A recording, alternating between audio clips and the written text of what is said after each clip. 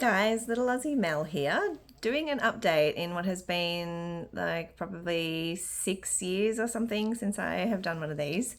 It is coming up to my 10-year surgiversary from having vertical sleeve gastrectomy in 2013. And I have just been feeling compelled to share some thoughts and insights that might be helpful to you. So I'll try. I've got a lot to sort of talk about. I'll try and keep it quick. I guess the stats from originally, I think my highest weight was 105 kilos or 231 pounds, and I got down to my goal weight of 65 kilos. I can't remember what that was in pounds. Would be like 140-ish pounds, I think. And in about 43 weeks from memory, and then sort of like over the last 10 years have gone through a lot of phases of regain and re-loss in that time. I think sort of the first 3 years I would regain, that kind of 5 kilo or like 10 pound sort of amount and get it back off. But every time I'd sort of regain and then re-lose, I would, like the regain number would just get a smidge higher, and then the re-lose weight would also be a smidge higher than what my goal weight was. And then I've gradually just been shimmying up the scale during that process. So I think then sort of say years 3 to 6 after surgery, I was probably comfortably living in that 70 to 75 kilo mark, or you're talking roughly 150 to 160 pounds. I really didn't like being at that weight, but just sort of my body just seemed to be happy kind of staying in that mark. And if I did try and really put in an effort to get it lower than that, I could sort of get it down to 69 kilos, and then I'd be sort of like, oh, thank goodness I've seen a 6 on the scale again. But then, within weeks I'd be back up a couple of kilos. So, and then I think sort of most recently over the last couple of years been sitting in that high 70s kind of mark, 75 to 80, and really being unhappy with that number. Having a on and off again relationship with keto eating, trying to get my weight back under control, and just not being able to stick to it. And then most recently having a health scare. Was having a lot of complications with numb hands, numb feet, electric shock kind of zaps up the back of my neck randomly, like a rubber band flick, and just being extremely fatigued. And through investigating all of that, learned that I have MS, or multiple sclerosis. I have real trouble saying that word. Which is an autoimmune disease that is different for everybody, basically. But one of the things that I went on a path to look at how can I treat it without medication, and came across a documentary on Netflix or Amazon Prime called Living Proof. Really interesting documentary in general, but especially if you have MS or know someone who has MS, I'd highly recommend checking that out. And they do have a diet that they recommend called the Best Bet diet, which is really clean eating. And so I sort of thought, part of me was like, okay, like I'm going to see this as a blessing in disguise. Like, I've got this condition, but doesn't have to be a death sentence or a wheelchair sentence. I can get on top of it now. I've got a reason to have to stick to healthy eating. But same old story. I couldn't stick to it. I did pretty well with it for, I don't even know how long. It might have only been like a month or something like that, maybe 2 months. And I don't even think it was 2 months. And yeah, but then just couldn't, like slipped off and started eating all the things I shouldn't. And then kept trying to like get back onto it and just not being able to do it completely and just beating myself up about it. Just the worst thoughts, just thinking like, what are you doing to yourself? Like, this is madness, you know. And then around the time that all of that was happening, I had a really big aha moment where I went to Bali with my partner on a holiday, and I sort of thought, oh well, I'll just wait till I get back from Bali and get back on the best bet diet after that. And I had been to Bali 20 years ago with my ex-husband when I was at my biggest, and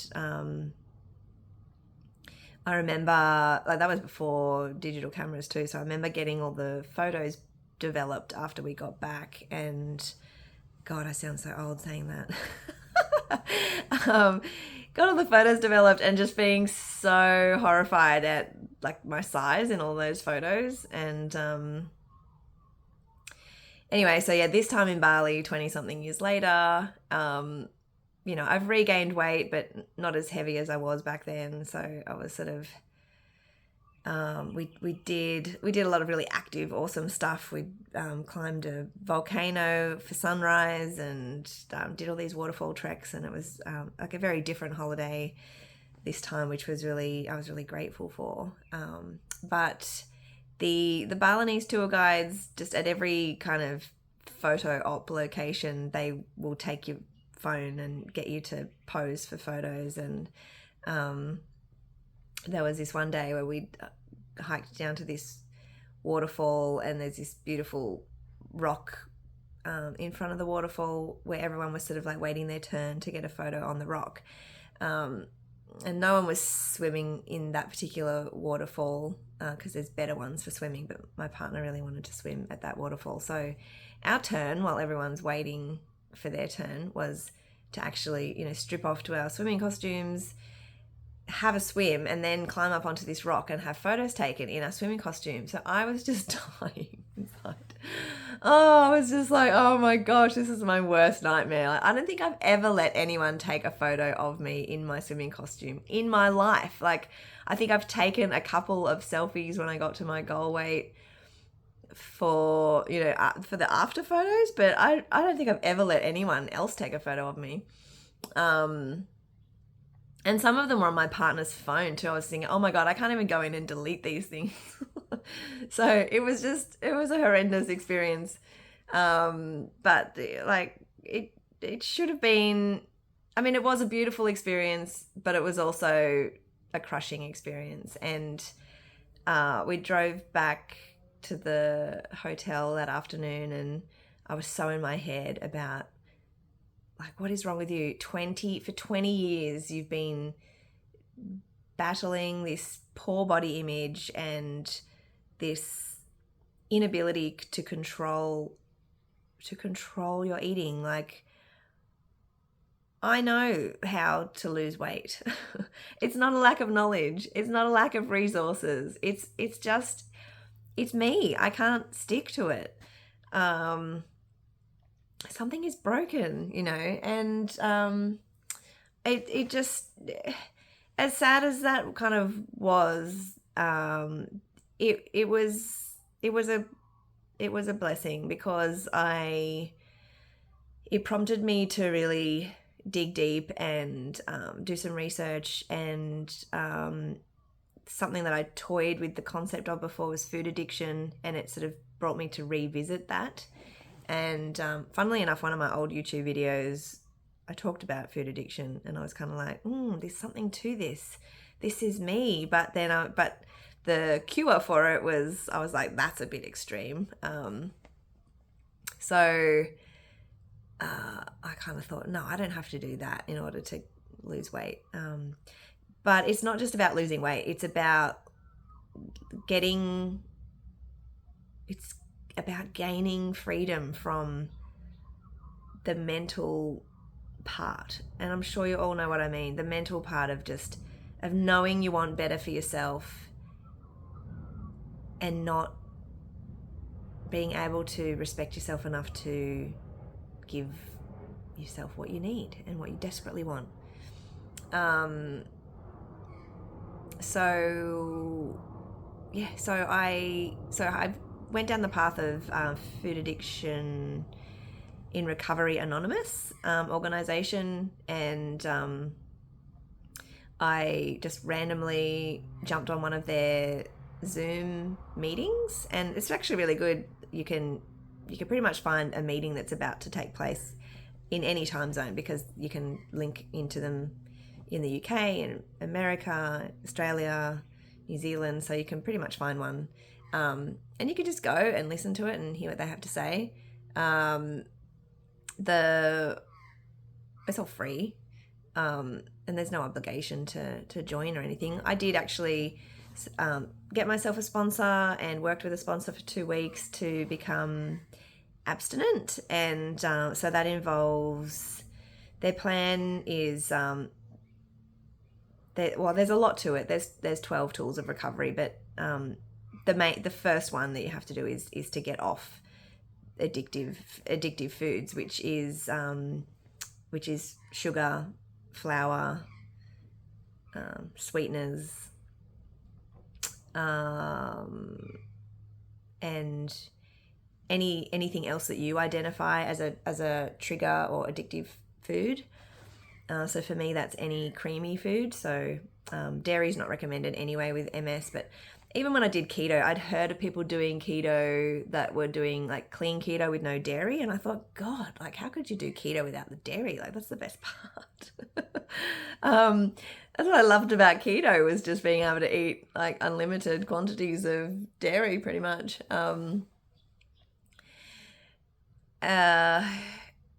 Yeah, and the concept of cutting that out of my life was just like ridiculous. But I do have an unhealthy, for me, I know my thoughts and feelings around creamy foods is one that is not normal. Like, I find it almost impossible to resist.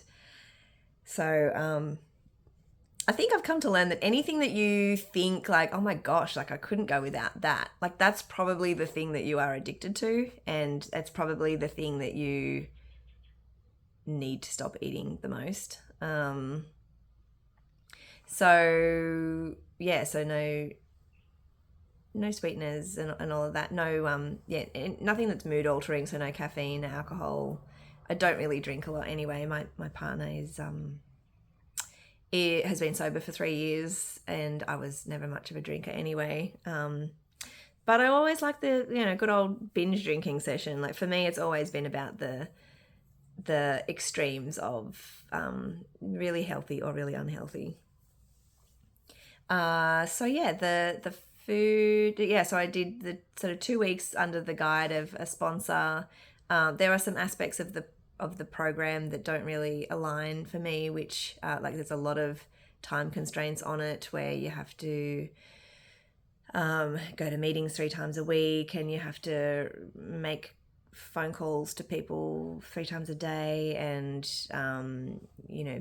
a lot of prayer, signing yourself over to like admitting that you are powerless over your addiction. But I kind of feel like the whole point for me is to have power over my addiction, and to find my inner power over my addiction through being abstinent from those things that are a problem for me. So they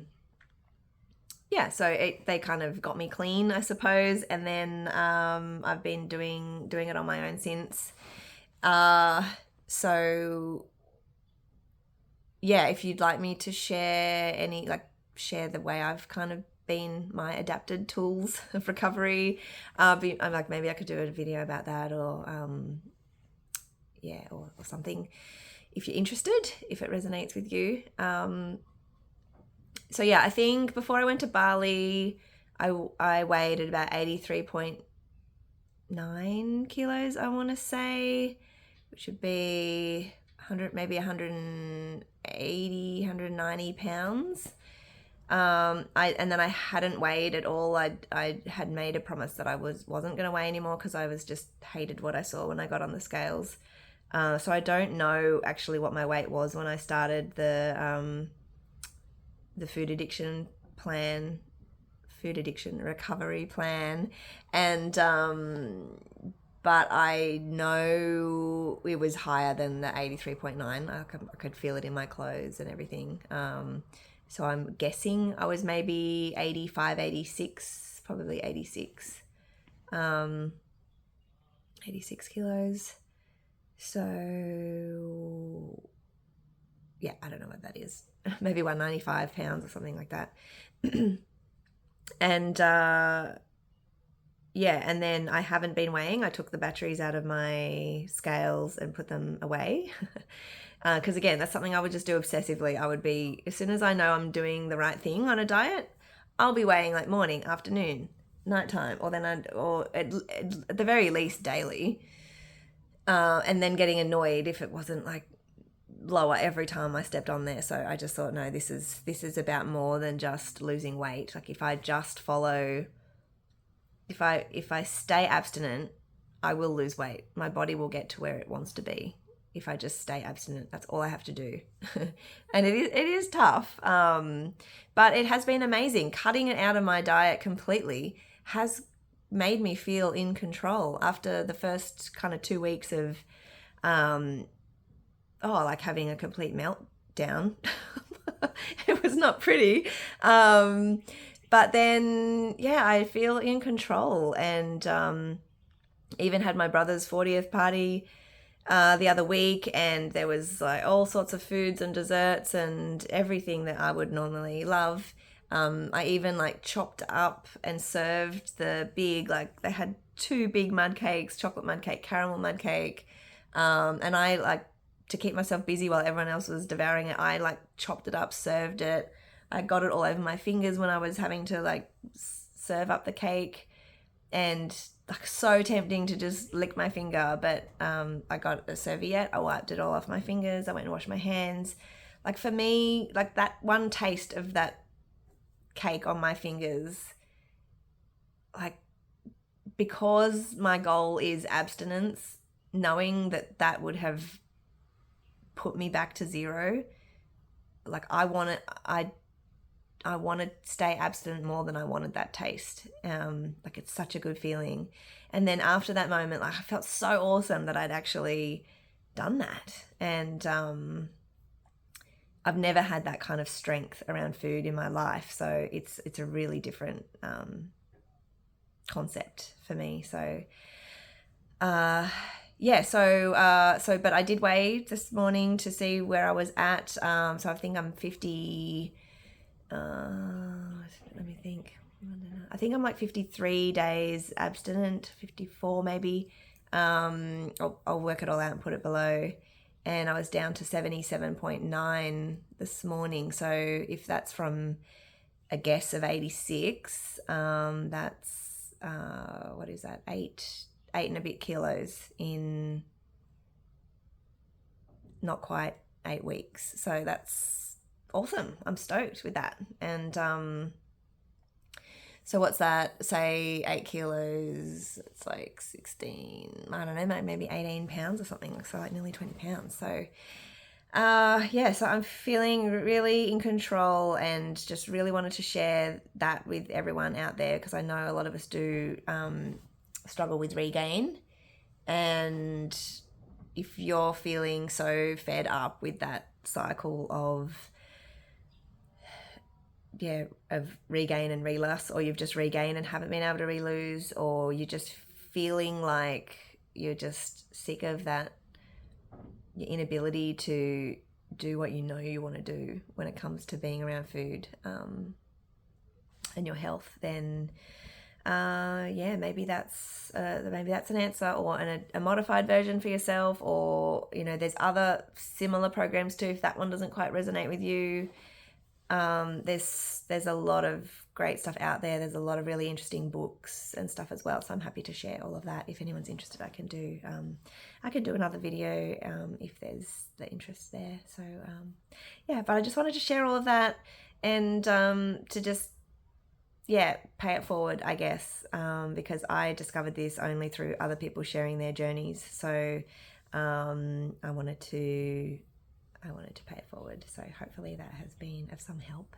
And I would love to hear from you guys. Any people I've lost contact with over the years. I'd love, if you've seen this video, I'd love to hear from you.